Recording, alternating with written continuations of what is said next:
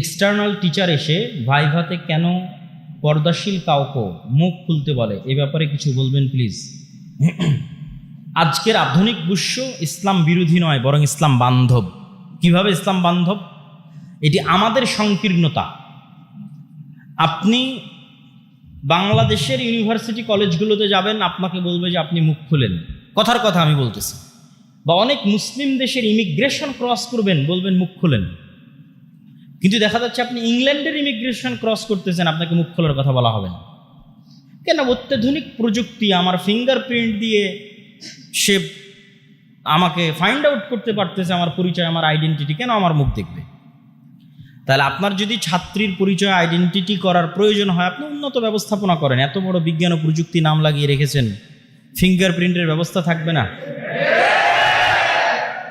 পরিচয় নেওয়ার জন্য? তাহলে কিসের বিজ্ঞান হলো আর কিসের প্রযুক্তি হলো?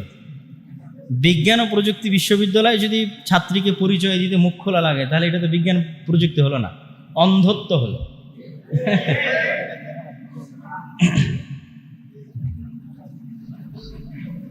মেয়েদের চাকরি বিষয়ে কিছু বলবেন? ইসলামের পরিবার ব্যবস্থায়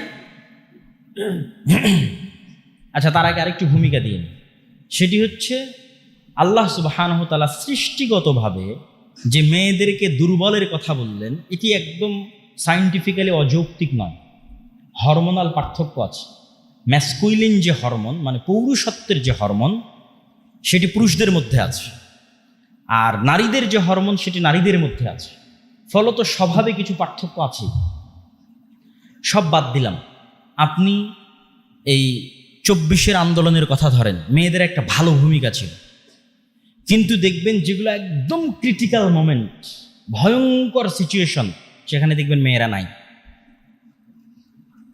তখন ছেলেরাও চেষ্টা করতেছে মেয়েরা সেফলি বের হয়ে যাক, এবং ওই সিচুয়েশন ট্যাকেল দেওয়ার মতো অবস্থা মেয়েদের নাই, তাদের মানসিক শক্তি নাই। এই জন্য পৃথিবীতে বড় বড় অপারেশন, সার্জারি, এই জগতে যদি যান, দেখবেন যে মেয়েদের অংশ, যেমন অ্যানেস্থেশিয়া, যখন সিজার করে, অ্যানেস্থেশিয়ার মেয়ে ডাক্তার খুঁজেই পাওয়া যায়। তো এগুলো হচ্ছে বাই নেচার, জন্মগত কিছু বিষয় আছে।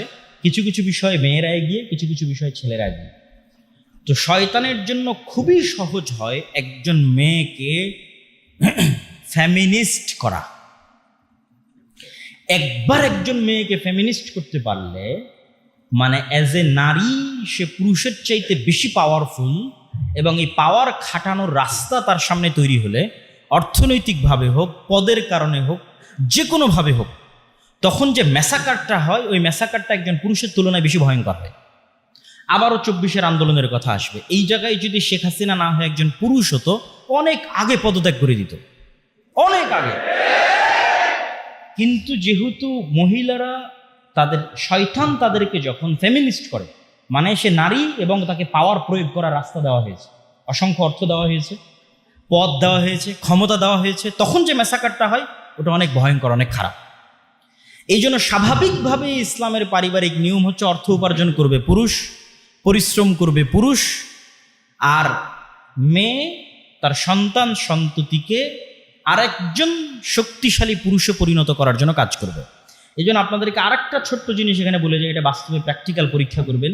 যেই নারী যত কোমল এবং যত ভদ্র, যত নম্র এবং যত পর্দাশীলা, তার সন্তান তত সাহসী, তত বীর বিক্রম, তত বীর পুরুষ। আর যেই নারী যত অভদ্র, যত পুরুষদের সাথে বেশি মিশে এবং যত ফেমিনিস্ট, যত নারীবাদী, তার পুরুষ সন্তান ততটাই দুর্বল, এবং ওরাই হচ্ছে এলজিবিটিকিউ হয়ে বলবে আমি এখন মেয়ের রূপ ধারণ করব, কেননা তার মধ্যে পৌরুষত্ব শেষ হয়ে গেছে, নাই। এইটা আপনি বাস্তবে পরীক্ষা করে দেখতে পারেন। আর শয়তান এই জিনিসটা চায়। এই জন্য খালিদ ইবনুল ওয়ালিদ, তারেক বিন জিয়াদ কেমন মেয়ের পেট থেকে জন্ম নিবে, যে খুবই কোমল, খুবই নম্র, খুবই পর্দাশীলা, তার পেট থেকে খুবই ভয়ঙ্কর লেভেলের বীর বিক্রম, বীর পুরুষ, বীর মুজাহিদ জন্ম নেবে। তো এই জন্য ইসলাম চায় যে মেয়েরা এই সাইডটা দেখভাল করুক, পরিবার দেখভাল করুক, সন্তানকে খুব ভালোবাসা দিক, আদর দিক, যত্ন দিক, শিক্ষা দিক, এমন সন্তান তৈরি করুক পৃথিবী শাসন করবে। আর তার বিপরীতে সেকুলার সিস্টেম চাই যে মেয়েরা ফেমিনিস্ট হোক। তাহলে মেয়েদের ফেমিনিস্ট হওয়ার একটা অন্যতম রাস্তা হচ্ছে সে চাকরি করবে, টাকা ইনকাম করবে। তখন যে ম্যাসাকার হবে সেই ম্যাসাকার সে কন্ট্রোল করতে পারবে না, মানসিকভাবে মহিলা কন্ট্রোল করতে পারবে না, ওই ব্যালেন্সটা পুরুষ রক্ষা করতে পারে। তখন মহিলা মানুষ জালেম হয়ে যায়, অত্যাচারী হয়ে যায়। দেখবেন এক মহিলা আর এক মহিলার উপর বেশি জুলুম করে, একজন পুরুষ আর এক পুরুষের উপর জুলুম করার চাইতে একজন মহিলা আর এক মহিলার উপর বেশি জুলুম করে। শাশুড়ি বৌমার উপর, বৌমা শাশুড়ির উপর, এইভাবে মানে মেয়েরা মেয়েদের প্রতি বেশি জুলুম করে। তখন ওই মেয়ে যখন আরো বেশি পরিমাণে ক্ষমতা পেয়ে যায় তখন সে আর ব্যালেন্স করতে পারে না। তখন সেই জুলুমটা তার স্বামীর উপর শুরু হয়, জুলুমটা সন্তান সন্ততির উপর শুরু হয়। ফলত সমাজ ব্যবস্থা এবং পরিবার ব্যবস্থায় ব্যালেন্স করার জন্য যে পুরুষ, তাকে ইনকাম করতে হবে। সে ন্যূনতম হলো ব্যালেন্স। তার মানে সব পুরুষ ভালো আমি এটি বলতেছি না, কিন্তু মোটামুটি স্বাভাবিক অবস্থায় একজন পুরুষ আরেকজন স্বাভাবিক নারীর চাইতে বেশি ব্যালেন্স করতে পারে। তাহলে কখন চাকরি করবে? যদি খুবই অসহায় অবস্থা হয় এবং যদি মনে করে পরিবার পরিজন সন্তান সন্ততির ক্ষতি হচ্ছে না, জ্ঞান আছে, স্বামীর আনুগত্য করে, স্বামীর অনুমতি আছে, পর্দার লঙ্ঘন হচ্ছে না, এরকম ডট ডট ডট ডট অসংখ্য শর্তের ভিত্তিতে চাকরি করতে পারে। শায়েখ বর্তমান যুগের মেয়েদের ক্যারিয়ার ভাবনা নিয়ে কিছু নাসিহা করবেন দয়া করে। আশা করি এতক্ষণ যে প্রশ্নের উত্তরটা দিয়েছি তার মধ্যেই এই উত্তরটা নিহত আছে যে আমাদের মেয়েদের ক্যারিয়ার কি হওয়া উচিত।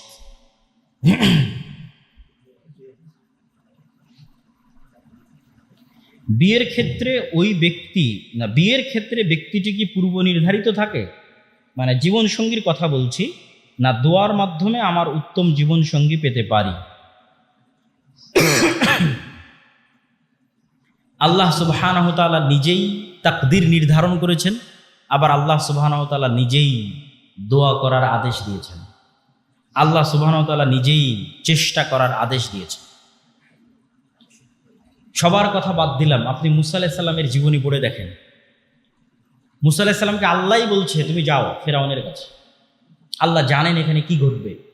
তারপরেও আল্লাহ সুবহানাহু ওয়া তাআলা মুসা আলাইহিস সালামকে বলছেন তুমি দোয়া করো, আমাকে দোয়াতে স্মরণ করতে ভুলবে না, আমাকে দোয়া আমার কাছে দোয়া করবে যে আল্লাহ আপনি আমাকে বাঁচান বা বিপদ থেকে উদ্ধার করেন। আল্লাহ চাইলে মুসা আলাইহিস সালামের মুখের তোতলামি এমনি ভালো করে দিতে পারতেন। তারপরে মুসা আলাইহিস সালামকে শিখালেন আপনি দোয়া করেন, রব্বি ইশরাহ লি সাদরি ওয়া ইয়াসসির লি আমরি ওয়াহলুল উকদাতাম মিন লিসানি ইয়াফকাহু কওলি। দোয়া একটি ইবাদত যা আল্লাহ পছন্দ করে। তো তাকদীরের লিখন আল্লাহ সুবহানাহু ওয়া তাআলার জ্ঞান, কিন্তু স্বাভাবিকভাবে প্রত্যেক কল্যাণকর জিনিসের জন্য মানুষের বুদ্ধি বিবেক থাকা যতক্ষণ আছে ততক্ষণ তাকে চেষ্টা করতে হবে এবং আল্লাহ সুবহানাহু ওয়া তাআলা এতে বরকত দেবে। অতএব দোয়া করতে হবে, ভালো মানুষ খুঁজে বের করার চেষ্টা করতে হবে। মোবাইল ফোনের উপর আসক্তি কিভাবে কমানো যায়, নামাজে কিভাবে মনোযোগ ধরে রাখবো? মোবাইল ফোনের আসক্তি কমানোর একটা উপায়, ঘুম থেকে উঠে মোবাইল চালানো যাবে না, ঘুমানোর আগে মোবাইল চালানো যাবে না। সর্বনিম্ন এই জিনিসটা মেনটেন করবেন, আশা করি একটু একটু করে কমবে মোবাইল ফোনের আসক্তি। শুধু দুইটা জিনিস মেনটেন করবেন, ঘুমানোর আগে কখনোই মোবাইল চালাবেন না, অন্তত আধা ঘন্টা 1 ঘন্টা মোবাইল আগে রেখে দেবেন, আর ঘুম থেকে উঠে অন্তত 2-3 ঘন্টা 3-4 ঘন্টা মোবাইলে হাত দেবেন না, যত জরুরি যত ইমার্জেন্সি হোক। ইম্পর্টেন্ট আর ইমার্জেন্সির মধ্যে পার্থক্য করতে পারতে হবে। ইমার্জেন্সি হচ্ছে এখনই ফোন আসতেছে, কিন্তু আর্জেন্ট হচ্ছে এখনই ফোন আসতেছে বা ইমার্জেন্সি, কিন্তু এই ফোনটাকে আমার জন্য ইম্পর্টেন্ট, এই ফোনটাকে আমার কোনো কাজে লাগবে, আমার কোনো উপকারে আসবে, কোনো কাজে লাগবে না, কোনো উপকারে আসবে না। অথবা ইমার্জেন্সি হলো, আর্জেন্ট হলো, থাক দরকার নাই। ইম্পর্টেন্ট কোনটা সেটার প্রতি ফোকাস রাখেন। প্রত্যেক আর্জেন্ট ইমার্জেন্সি কখনো ইম্পর্টেন্ট হয় না, কিছু আর্জেন্ট কিছু ইমার্জেন্সি ইম্পর্টেন্ট হতে পারে। শিক্ষকেরা অল্প কিছু ক্লাস নেয় এবং দেরি করে ক্লাসে আসে, আবার অল্প সময় পরে চলে যায়।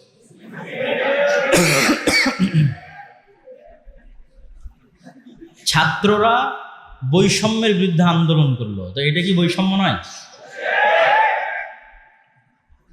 তো এবং ছাত্রও যদি ক্লাসে অনুপস্থিত থাকে তাহলে ছাত্রও দুর্নীতিবাজ, আর শিক্ষকও যদি ক্লাসে দেরিতে আসে এবং আগে চলে যায় তাহলে শিক্ষকও দুর্নীতিবাজ। দুর্নীতি মানে শুধু টাকাই নয়, আপনার দায়িত্বের আমানতে যে আপনি খেয়ানত করতেছেন এটিও দুর্নীতি।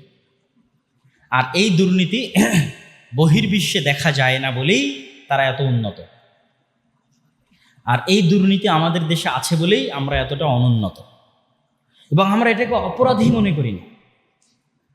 অথচ অবশ্যই দেরিতে আসলে এবং পূর্বে গেলে ওই বেতন হালাল হবে না। হারাম রিজিক, হারাম বেতন। এইটা শতভাগ সত্য কথা, এটা আমি মজাক করে বলতেছি না, এটাই সত্য। আপনাকে যে দায়িত্ব দেওয়া হয়েছে, যে দায়িত্বের জন্য আপনি বেতন নিচ্ছেন, এই প্রত্যেকটা টাকার জন্য, এই প্রত্যেকটা দায়িত্বের জন্য আপনি জিজ্ঞাসিত হবেন। ঠিক যারা এখানে পড়তে এসেছে, যাদের পিছনে সরকার ভর্তুকি দিচ্ছে, খরচ দিচ্ছে, বিল্ডিং তৈরি করে দিয়েছে, খাবার ব্যবস্থা করে দিয়েছে, তারাও যে পড়াশোনা না করে আড্ডাবাজি করতেছে, এদেরকেও এই সময় নষ্ট করার জন্য, এই টাকাগুলো নষ্ট করার জন্য, এই অর্থ, এই বিল্ডিংগুলো নষ্ট করার জন্য জবাবদিহি করতে হবে। এগুলো সবই হচ্ছে দুর্নীতি। আমরা জাতিগতভাবে একটি দুর্নীতিগ্রস্ত জাতি, আল্লাহ না করুক, একদম টপ টু বটম জাতিগতভাবে দুর্নীতিগ্রস্ত জাতি। কিভাবে এটির থেকে বের হওয়া যায় চেষ্টা করতে হবে। এই জিনিসগুলো বিশেষ করে যারা প্রবাস থেকে ফেরত এসেছে, তাদের মধ্যে কিছুটা হলো দেখা যায় তারা এটা বুঝে যে না, আসলে আমরা জাতিগতভাবে যা করতেছি এটা ভুল করতেছি। তখন তার মধ্যে সিনসিয়ারিটি কাজ করে, সময়ের বিষয়, আরও বিভিন্ন বিষয়। তো দেশের বাইরে না গেলে এটির বাস্তব অভিজ্ঞতা করা খুব কঠিন, কিন্তু যেভাবেই হোক আমাদের এটা বুঝতে হবে যে এটি আমাদের ধ্বংসের কারণ। আমাদের বিজনেস ফ্যাকাল্টির শিক্ষকরা কোনোদিন সুদের মতো ভয়াবহ বিষয় নিয়ে কথা বলেন না। না, তার আগে একটু বলি, হাসার কিছু নাই। সুদ যে ক্ষতিকর এটাই কেউ জানে না। এই জন্য এই সম্পর্কে তো আমাদের পড়াশোনা নাই। আমাদের অর্থনীতি মানেই, অঙ্ক মানেই ক্যাশ মানি আর সুদ আলাদা করা ইউরোপ আমেরিকায় অসম্ভব। প্রত্যেকটা ক্যাশ মানি আসলে লোনের বিপরীতে এসেছে। There is no cash money, আসলে কোনো ক্যাশ মানি নাই, প্রত্যেকটা টাকার বিপরীতে লোন আছে। তাহলে এখানে কোনো অর্থনীতি নাই সুদ ছাড়া। ঠিক ওই সিস্টেমটাই আমাদের বিজনেস বলেন, ফাইন্যান্স বলেন, সব জায়গায় প্রবেশ করে আছে। অর্থনীতি মানেই সুদ, সুদ ছাড়া আবার কিসের অর্থনীতি? অর্থনীতি টাকা মানেই সুদ, সুদ ছাড়া আবার কিসের টাকা? ব্যবসা মানেই সুদ, সুদ ছাড়া আবার কিসের ব্যবসা? ফলত এই বিষয়টা তারা জানেই না, ভালোভাবে অনুভবও করতে পারে না, ফিলও করতে পারে না। সুদ কি, আল্লাহ কেন সুদ হারাম করলেন, সুদ কেন ক্ষতিকর, আর সুদ কিভাবে মানুষকে গোলাম বানায়। অতএব আগে আমি অনুরোধ করবো আমাদের সম্মানিত শিক্ষকদের, তারা যেন অবশ্যই সুদ নিয়ে পড়াশোনা করে, অন্তত নিজে জানার জন্য হলেও, যে আল্লাহ কেন এতটা কঠোরভাবে বললেন সুদ হচ্ছে আল্লাহর, আল্লাহ রাসূলের বিরুদ্ধে যুদ্ধ। এটা তো রহস্য, এতটা ভয়ঙ্করভাবে বলা। নিজেকে সর্বদা দিনের উপর কিভাবে রাখা যায়? ফ্রেন্ড সার্কেল ভালো হলে দিনের উপর রাখা সহজ। এই জন্য ফ্রেন্ড সার্কেলের প্রতি গুরুত্ব দিতে হবে। নামাজি, আল্লাহওয়ালা বন্ধু বান্ধব বা ফ্রেন্ড সার্কেলের সাথে বেশি উঠা বসা করতে হবে। মাঝে মধ্যে মানুষের জানাজায় যেতে হবে, নিয়মিত কোরআন বুঝে পড়ার চেষ্টা করতে হবে। কোরআন কোনো কঠিন বই নয়, কোরআন তত্ত্ব নয় যে ফিকহের তত্ত্ব, হাদিসের তত্ত্ব, তাফসিরের তত্ত্ব, তত্ত্বমত্ত থিওরি মিউরি এগুলো না, একদম সহজ সাবলীল, র্যান্ডমলি। কখনো আল্লাহর দয়ার বর্ণনা দিবে, কখনো পরকালের বর্ণনা দিবে, কখনো আল্লাহর শক্তির বর্ণনা দিবে, কখনো অতীতে চলে যাওয়া উম্মতের বর্ণনা দিবে, কখন নবীদের জীবনী বর্ণনা করবে। এইভাবে আসতেই থাকবে ঘুরিয়ে ফিরিয়ে। ফলত এটা মানুষের সাইকোলজির সাথে খুব সহজ কোরআনের সাথে কানেক্ট করা। অতএব নির্দ্বিধায় কোরআন পড়বেন এবং কোরআন অনুবাদ সহ পড়বেন। অন্তরের জেনা কি? অন্তরের জেনা হচ্ছে অন্তরের কুপরিকল্পনা। তাহলে কি আপনি বলবেন যে অন্তরের কুপরিকল্পনার জন্য আল্লাহ ধরবে?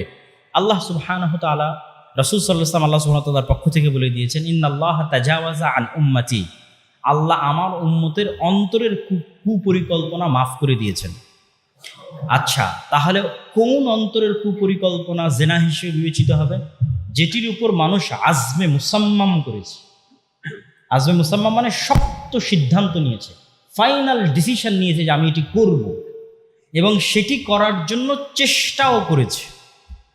এই অন্তরের কুপরিকল্পনার জন্য আল্লাহ পাকড়াও করবেন। আর যে অন্তরের কুপরিকল্পনার উপরে সে শক্ত সিদ্ধান্ত নেয়নি, অন্তরের কুপরিকল্পনা এসেছে আবার আল্লাহর ভয়ে, না এটা করা যাবে না, বাদ দিয়ে দিয়েছে, এই অন্তরের কুপরিকল্পনা আল্লাহ এমনি মাফ করে দেবেন। মেয়েদের দায়িত্ব কর্তব্য কি এই উম্মার জন্য? এই উম্মার জন্য মেয়েদের সবচেয়ে বড় দায়িত্ব কর্তব্য হচ্ছে একটা শক্তিশালী সাহসী প্রজন্ম তৈরি করা, বিল্ড আপ করা। নিজে শিক্ষিত হয়ে, নিজে দিনের জ্ঞান অর্জন করে, নিজের সন্তান সন্ততিকে কিভাবে ভবিষ্যৎ প্রজন্মের নেতা বানানো যায়, লিডার বানানো যায়, উম্মার নেতা বানানো যায়, সেটির জন্য চেষ্টা করা। আমরা যারা ইতিমধ্যে অবৈধ সম্পর্কে জড়িয়ে গেছি, সেখান থেকে উত্তরণের উপায় কি? খুব সুন্দর প্রশ্ন, আমি সাধুবাদ জানাই যে সে অন্তত চিন্তা করেছে যেটি থেকে কিভাবে বের হওয়া যায়, এবং এই চিন্তা করাটাই রাস্তাকে সহজ করে দেয়। আল্লাহ সুবহানাহু ওয়া তাআলা আমাদের জন্য এই রাস্তাকে সহজ করে দিক, আল্লাহুম্মা আমিন। তো ধারাবাহিক 5 ওয়াক্ত সালাত জামাতে মসজিদে আসা, এটা আরেকটু অ্যাড করি। আমি শুরুতে শুধু সালাতের কথা বলেছি। আপনি অবৈধ সম্পর্কে আছেন, আপনি পরীক্ষা করে দেখবেন আপনি নামাজি হলেও 5 ওয়াক্ত সালাত জামাতে আসতে পারেন না। মানে 5 ওয়াক্ত সালাত এই জামাতে প্রথম অবস্থায় আসতে পারেন না। ওই 2-1 ওয়াক্ত জামাতে যান, 2-1 ওয়াক্ত পড়েন, 2-1 ওয়াক্ত মিস দেন। প্রথমত আগে আপনার অন্তরকে আপনার ফুল কন্ট্রোল নিতে হবে। এই জন্য 5 ওয়াক্ত সালাতেই জামাতে আসতে হবে, অন্তত টানা 40 দিন 5 ওয়াক্ত সালাতে জামাতে আসতে হবে। এই চ্যালেঞ্জটা আপনি অতিক্রম করেন, আল্লাহ আপনার জন্য রাস্তা সহজ করে দিবে। আর এই চ্যালেঞ্জ যদি আপনি অতিক্রম করতে না পারেন, তাহলে আপনার মনকে তো আপনি কন্ট্রোল করতে পারবেন না। কন্ট্রোল করতে হলে তো কিছু প্র্যাকটিস করতে হবে, যে আমি ওই মেয়ের সাথে কথা বলবো না, এটা তো একটা কন্ট্রোলিং পাওয়ার। কন্ট্রোলিং পাওয়ার তো আগে অর্জন করতে হবে। তাহলে প্রথমবার বলেছিলাম শুধু সালাত, এবার যুক্ত করে দিলাম 5 ওয়াক্ত সালাত জামাতে অন্তত টানা 40 দিন। এটা একটা যুদ্ধ, চ্যালেঞ্জ। এই চ্যালেঞ্জটা অতিক্রম করেন, আপনার জন্য আল্লাহ রাস্তা সহজ করে দিবে। আচ্ছা, আর আপনি নিজেকে এই বলে বুঝ দিবেন, এই বলে আপনি নিজেকে বুঝ দিবেন, নিজেকে কাজে ব্যস্ত রাখার চেষ্টা করবেন, প্রোডাক্টিভ রাখার চেষ্টা করবেন, পিতামাতা দেশ ও জাতির জন্য কিছু করার চিন্তা রাখবেন। নিজেকে যত বেশি ব্যস্ত রাখবেন পড়াশোনা, কাজ ইত্যাদিতে, দেশ ও জাতির কাজে, ফ্রেন্ড সার্কেল যত ভালো হবে, তত আপনি ওই ধরনের বিষয়গুলো থেকে আপনার জন্য বের হয়ে আসা সহজ হবে। আর নিজের মনের উপর কন্ট্রোল পাওয়ার বৃদ্ধি করতে হবে। স্মরণ শক্তি বৃদ্ধি করার উপায় কি? পড়ালেখার সর্বোত্তম সময় কখন? মোবাইল অ্যাডিকশন দূর করার উপায় কি? স্মরণ শক্তি বৃদ্ধি করার উপায় হচ্ছে লেট নাইট ঘুমানো যাবে না, যেটা আমাদের ক্যাম্পাসগুলোতে ছাত্রদের কমন স্বভাব। 4 বছরও মনে হয় কেউ 1000 চেষ্টা করেও তাড়াতাড়ি ঘুমাতে পারেন, আল্লাহ ভালো জানে। তো আপনি অস্ট্রেলিয়ার মানুষদের জীবনী দেখেন, মানে তাদের এখান থেকে ফোন দিয়ে শুনেন যে অস্ট্রেলিয়ার মানুষরা কখন ঘুম থেকে উঠে। ইংল্যান্ড ইউরোপে নাই, ওরা দেরিতেই ঘুমায় এবং দেরিতে উঠে, বাট অস্ট্রেলিয়ারা আগে ঘুমায়, আগে উঠে। এবং পৃথিবীতে যারা ধনী ব্যক্তি আছে, শ্রেষ্ঠতম ব্যক্তি আছে, উদ্যোক্তা আছে, তাদের জীবনী গুগলে সার্চ দিয়ে পড়েন তারা কখন ঘুম থেকে উঠে। সবচেয়ে বেশি বরকতময় সময় আল্লাহ এই উম্মতের জন্য সকালে রেখেছে, ফজর এবং ফজরের পরে রেখেছে। আপনার ব্রেইন যেই পরিমাণ শার্প, অ্যাক্টিভ, প্রোডাক্টিভ ফজরের পরে থাকবে, যেই পড়া আপনি ফজরের সময় আধা ঘন্টায় করতে পারবেন, ওই পড়া গভীর রাতে 3-4 ঘন্টাতে হওয়া কঠিন আছে। এই জন্য স্মৃতিশক্তি বাড়ানোর জন্য অবশ্যই তাড়াতাড়ি ঘুমাতে হবে, তাড়াতাড়ি ঘুম থেকে উঠতে হবে, এবং এটিকে যে কোনো মূল্যে বাস্তবায়ন করার চেষ্টা করতে হবে। আরও অসংখ্য ভয়ঙ্কর রোগ ব্যাধি, মানসিক সমস্যার জড় হচ্ছে দেরিতে ঘুমানো, দেরিতে উঠা। 8টা 9টা 10টায় ঘুম থেকে উঠে কখনো কেউ উন্নত, সফল, সাকসেসফুল হতে পারবেন। তো স্মৃতিশক্তি বাড়ানোর জন্য আপনি অবশ্যই পড়ালেখা করার সর্বোত্তম সময় সকালে, আর স্মরণ শক্তি বৃদ্ধি করার জন্য রাতে না ঘুমিয়ে সকালে ওঠার চেষ্টা করবেন। পড়তে বসার আগে বিভিন্ন যে দোয়াগুলো আছে সবারই মুখস্থ থাকার কথা। রব্বি জিদনি ইলমা, আল্লাহুম্মা ফাক্কিহনি ফিদ্দীন, আল্লাহুম্মা আল্লিমনিল হিকমা, হে আল্লাহ আপনি আমাকে জ্ঞান দিন। সূরা ফাতিহা, আয়াতুল কুরসি, নাস, ফালাক, ইখলাস, রব্বি ইশরাহ লি সাদরি, এগুলো পড়লে অবশ্যই জ্ঞান বৃদ্ধি পায় এবং স্মৃতিশক্তি বেশি কাজ করে।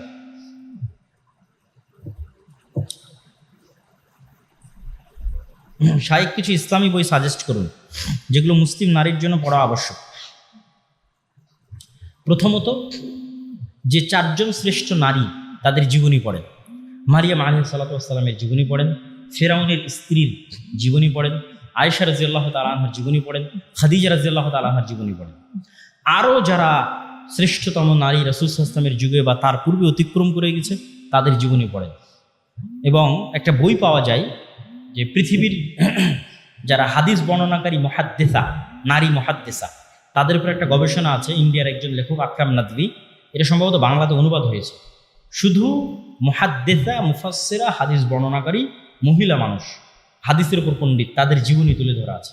এই জীবনীগুলো থেকে আপনি অনেক উৎসাহিত হবেন। পরীক্ষার হলে অন্যের দেখে নকল করা ইসলামের দৃষ্টিতে কি? এটি মনে হয় আর উত্তর দেওয়ার দরকার নাই, কেননা এটি আসলে বলার অবকাশ রাখে না। ব্যাংকে চাকরি হালাল নাকি হারাম, রিজিকের উপর যে আলোচনা করলাম এবং সুদের ইকোসিস্টেমের উপর যে আলোচনা করলাম সেটি যথেষ্ট। আপনি ইহুদিদের তৈরি করা ইকোসিস্টেমের অংশ হবেন, না ইহুদিদের তৈরি করা ইকোসিস্টেমের বিরুদ্ধে যুদ্ধ করবেন, যে ইকোসিস্টেমে তারা চায় কেউ যেন সুদমুক্ত না থাকতে পারে। আপনি যদি যুদ্ধ করতে চান, আল্লাহ আপনার জন্য রিজিকের রাস্তা উন্মুক্ত করে দিবে। পৃথিবীতে কেউ না খেয়ে মারা যায় না। আল্লাহ বলেছে লা তাকতুলু আওলাদাকুম খাশিয়াতা ইমলাক, তোমাদের সন্তানদের রুজির ভয়ে হত্যা করিও না, তোমাদেরকেও খাওয়াই আমি, তোমাদের সন্তানদেরকেও খাওয়াই আমি। আর একদম খাঁটি বাংলায় উচ্চারণ করলে এইভাবে উচ্চারণ করা যাবে, তোকেই তো আমি খাওয়াই রে, তো তোর সন্তানকেও কি তুই খাওয়াবি না আমি খাওয়াবো। মানে যদি খাঁটি বাংলায় অনুবাদ করে যে লা তাকতুলু আওলাদাকুম, তোমরা তোমাদের সন্তানদের হত্যা করিও না, কেননা তোকেই এখন পর্যন্ত আমি খাওয়াই, এখন পর্যন্ত তোর খাওয়ার মালিক তুই নিজে হতে পারিস না, তো তোর যে সন্তান আসবে সেই সন্তানের মালিক তুই কবে হবে? তো আল্লাহ সুবহানাহু ওয়া তাআলা রিজিকের মালিক, রিজিকের রাস্তা বন্ধ হবে না, মানুষ কেউ না খেয়ে মারা যাবে না। ভাগ্য কি পূর্ব নির্ধারিত? এই উত্তর দিয়েছি। ভাগ্য মূলত আল্লাহর জ্ঞান। ছাত্রছাত্রীরা হিন্দু বা বিধর্মীদের বাসায় প্রাইভেট পড়ায়, এ সময় নাস্তা বা কিছু খাইতে দেওয়া হয়, এটা কি খাওয়া যাবে? কোনো সমস্যা নেই যদি হালাল হয়, যদি তাদের ধর্মীয় কোনো কিছু না হয় এবং হারাম কিছু না হয়। রাসূল সাল্লাল্লাহু আলাইহি ওয়াসাল্লাম বিধর্মীদের বাড়িতে খেয়েছেন। ইলম অর্জনের জন্য আল কোরআনের সাথে কি কি বই পড়তে হবে? ইলম অর্জনের জন্য কোরআনের সাথে, কোরআন যদি শিখা হয়, কোরআন, এখানে আমি ছাত্রদের একটু উপদেশ দিব যে হাজী দানেশের যে ছাত্ররা আজকের অনুষ্ঠানের সাথে যুক্ত আছে তাদেরকে সহ যারা আজকে অনুষ্ঠানে অংশগ্রহণ করেছে, আপনারা বিশ্ববিদ্যালয় যেহেতু পড়াশোনা কেন্দ্রিক, এই দাওয়াতি কাজটা যদি আপনারা ধরে রাখতে চান, আপনাদেরকে বইভিত্তিক পাঠচক্র বা গ্রুপ স্টাডি করতে হবে। কোরআনের জন্য গ্রুপ স্টাডি করতে হবে, যেখানে কোরআন শিখবেন, আরেকজনকে শিখাবেন, আবার বিভিন্ন বইভিত্তিক গ্রুপ স্টাডি করবেন। তো সেক্ষেত্রে সবার আগে আপনারা আকীদা বা তাওহীদ এই জ্ঞানগুলোকে সামনে নিয়ে আসতে পারেন। আল্লাহর পরিচয়, পরকাল, এই কেন্দ্রিক যে বইগুলো আছে সেগুলোকে সামনে নিয়ে আসতে পারেন, কেননা এগুলো মানুষের বিশ্বাসকে মজবুত করে। আর পাশাপাশি আমাদেরও বই পুস্তকগুলোকে মূল্যায়ন করতে পারেন। যেমন মাসিক আল ইতিসাম আছে, নিয়মিত লিখি, অন্তত মাসিক আল ইতিসামের সম্পাদকীয়টা আপনারা কোনো এক সপ্তাহে গ্রুপ স্টাডি করলেন, আজকে সম্পাদকীয়তে কী লেখা আছে সেটার পক্ষে বিপক্ষে আলোচনা হলো। জ্ঞান কেন্দ্রিক যত চর্চা বাড়বে, আপনাদের দাওয়াতি কাজ তত গতিশীল হবে। জ্ঞানবিহীন দাওয়াতি কাজ ঠুনকো এবং অস্থায়ী। অতএব ছাত্রদের প্রতি আমি উপদেশ দিব, নাসিহা করবো, এবং যারা আয়োজন করেছে তারাও যদি চায় পার্সোনালি আমার সাথে অনুষ্ঠান পরে দেখা করতে, তাদেরকে উদ্দেশ্যে আরও কিছু পরামর্শ দিয়ে যাবো ইনশাল্লাহ। পোস্টার বা ব্যানারে ছবি দিয়ে প্রচারণা চালানো যাবে কিনা? অনলাইনে জিনিসটা স্থায়ী থাকে না, এই জন্য অনলাইনের বিষয়টা, আচ্ছা প্রথমত আগে বলি, প্রথমত কথা হচ্ছে ছবি, মূর্তি কোনো কিছুই ইসলামের দৃষ্টিতে কখনোই পছন্দনীয় এবং গ্রহণীয় নয়, 1 নাম্বার। 2 নাম্বার, শর্ত সাপেক্ষে সেটিকে প্রয়োগ করার কথা এই যুগের আলেম ওলামারা বলেছে। কি শর্ত সাপেক্ষে? যদি সেটা দিনের কাজে ব্যয় হয়।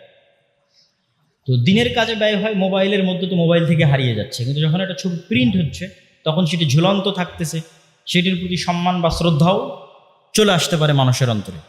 এই জন্য সেটি থেকেও বিরত থাকার চেষ্টা করতে হবে। তবে যদি নিতান্তই সাময়িক সময়ের জন্য জাস্ট প্রচারের জন্য করা হয়, তারপরে আবার খুলে ফেলা হয়, কোথাও সম্মানের জন্য ঝুলিয়ে না ফেলা হয়, ফিতনার আশঙ্কা না থাকে, সেটি ভিন্ন বিষয়। কোরআন ও সহিহ হাদিস থেকে মানুষকে, আচ্ছা আফগানিস্তানের শাসন সম্পর্কে আমরা কেমন ধারণা রাখব? প্রথমত, তাদের আকীদা বা তাদের আমল কি, এই নিয়ে বিতর্ক থাকতে পারে, এই নিয়ে কমেন্টস করাও যেতে পারে, পরামর্শ দেওয়া যেতে পারে, দাওয়াতও দেওয়া যেতে পারে, আলোচনাও করা যেতে পারে। কিন্তু শাসন ব্যবস্থায় তারা ন্যায়পরায়ণতা এবং সত্যবাদিতায় স্ট্রিক্ট। যেটি আমি আজকের জুমার খুতবায় বলেছি যে আমরা জাতিগতভাবে সত্যবাদী এবং ন্যায়পরায়ণ না হওয়ার কারণে উন্নত হতে পারছি না। আমাদের আলেম ওলামারাও সত্যবাদী এবং ন্যায়পরায়ণ না হওয়ার কারণে আল্লাহ আমাদের রাষ্ট্র ক্ষমতা দিচ্ছেন। আমাদের মসজিদ, মাদ্রাসা, ইসলামী দল, সংগঠন, সব জায়গায় সালাত, সিয়াম, আলহামদুলিল্লাহ, মাশাআল্লাহ, আকীদা, জ্ঞান সব ঠিক আছে, সত্যবাদিতা এবং ন্যায়পরায়ণতা নাই। সত্যবাদিতা ন্যায়পরায়ণতা না থাকলে আল্লাহ মাফ করলে জান্নাতে যাওয়া যাবে, কিন্তু সত্যবাদিতা ন্যায়পরায়ণতা না থাকলে আল্লাহ রাষ্ট্র ক্ষমতা দিবেন। তো আফগানিস্তানে যারা রাষ্ট্র ক্ষমতায় গেছে তারা এই জিনিসটা খুবই শক্তভাবে বাস্তবায়ন করেছে, সত্যবাদিতা এবং ন্যায়পরায়ণতা। ফলত জনগণের আস্থা তারা অর্জন করতে পেরেছে। জনগণের আস্থা অর্জন করা একটা বড় ব্যাপার। আপনি শুধু ইসলাম দিয়ে, কোরআন হাদিস দিয়ে, বক্তব্য দিয়ে জনগণের আস্থা অর্জন করতে পারবেন না। জনগণ দেখতে চায় আপনি কতটা সমাজের সাথে সম্পৃক্ত, কতটা দেশের কল্যাণে কাজ করছেন, আপনি কতটা ন্যায় নিষ্ঠা, ন্যায়পরায়ণ। কিন্তু আমরা আলেমরা তো দেশের সমাজ বিচ্ছিন্ন। আমাদের নবী মুহাম্মদ সাল্লাল্লাহু আলাইহি ওয়াসাল্লাম লেখকও ছিলেন না, গবেষকও ছিলেন না, আবার তিনি পড়াও জানতেন না। ফলত তার লাইব্রেরিও ছিল না যিনি তিনি পড়বেন, লিখবেন, গবেষণা করবেন। আল্লাহ তাকে জ্ঞান শিক্ষা দিতেন, তিনি মানুষের মধ্যে সময় কাটাতেন, সমাজের সেবায়, মানুষের সেবায়। ফলত তার ন্যায় নিষ্ঠা, তার সত্যবাদিতা পৃথিবীতে প্রমাণিত হয়েছে। মানুষ তার নেতৃত্ব মেনে নিয়েছে। কি ইহুদি, কি খ্রিস্টান, কি মুশরিক নেতৃত্ব মেনে নিয়েছে। কেননা ন্যায়পরায়ণতা এবং সত্যবাদিতায় উনি আসমানের শীর্ষস্থানে অবস্থান করছেন। কিন্তু আমরা আলেম ওলামা, ইসলামী দল, সংগঠন, মসজিদ, মাদ্রাসা, আমাদের মধ্যে সব কিছু আছে আলহামদুলিল্লাহ, মাশাআল্লাহ, কিন্তু আমরা ওই একটা জায়গায় পিছিয়ে আছি। আমরা ইসলামী দল পরিচালনা করতে গিয়ে ন্যায়পরায়ণতা বাস্তবায়ন করতে পারছি না। কোন কর্মীকে পদ দিব, কোন কর্মীকে পদ দিব না, কে বেশি চামচামি করছে, কে চামচামি করছে না, কে যোগ্য, কে যোগ্য না, কোনটার ভিত্তিতে মূল্যায়ন করবে এটা আমরা জানি। আর গত 15 বছর ফ্যাসিজম টিকেও ছিল এটির কারণে। নামাজি, হাজি, দানবীর, ওসি, ডিসি, এসপির অভাব বাংলাদেশে ছিল না, আজও নাই। কিন্তু ওসি, ডিসি, এসপি তার পদের প্রতি ন্যায়পরায়ণ হবে, আমানতদার হবে, এরকম ওসি, ডিসি, এসপির অভাব আছে। তো এইরকম OC, DC, SP, sub registrar, সচিব যদি হয়, ক্ষমতায় যেই আসুক দেশে শান্তি প্রতিষ্ঠিত হয়। এগুলাকে বলা হয় শক্তিশালী ইনস্টিটিউট। ইংল্যান্ড এবং আমেরিকায় গণতন্ত্র কেন ফাংশন করে? গণতন্ত্র এই জন্য ফাংশন করে, ওদের ইনস্টিটিউট শক্তিশালী, বিচার বিভাগ শক্তিশালী, পুলিশ শক্তিশালী, আর্মি শক্তিশালী, সচিবালয় শক্তিশালী।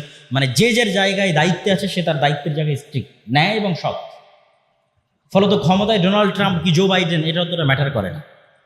কিন্তু আমাদের দেশে গণতন্ত্র ফাংশন করে না, কারণ আমাদের দেশে যেই ক্ষমতায় আসে সে পুরো শাসন ব্যবস্থাকে ম্যানিপুলেট করে, পুরো শাসন ব্যবস্থাকে দুমড়িয়ে মুচড়িয়ে নিজের পকেটের মধ্যে ঢুকিয়ে ফেলে। কি বিচার বিভাগ, কি আইন বিভাগ, কি পুলিশ, সবকিছু একাই শেখ হাসিনা। বিচার বিভাগও শেখ হাসিনা, পুলিশও শেখ হাসিনা, সবকিছু তিনি। এই মেন্টালিটির কারণে কখনোই ন্যায়পরায়ণতা এবং সত্যবাদিতা প্রতিষ্ঠিত হতে পারে না। আর যারা তার অধীনস্থ তাদেরও মেরুদণ্ড সোজা নয়। ওই জন্য বলেছি যে এমন মা লাগবে যে মেরুদণ্ড সোজাওয়ালা সন্তান জন্ম দিতে পারে, যে ক্ষমতায় যেই আসুক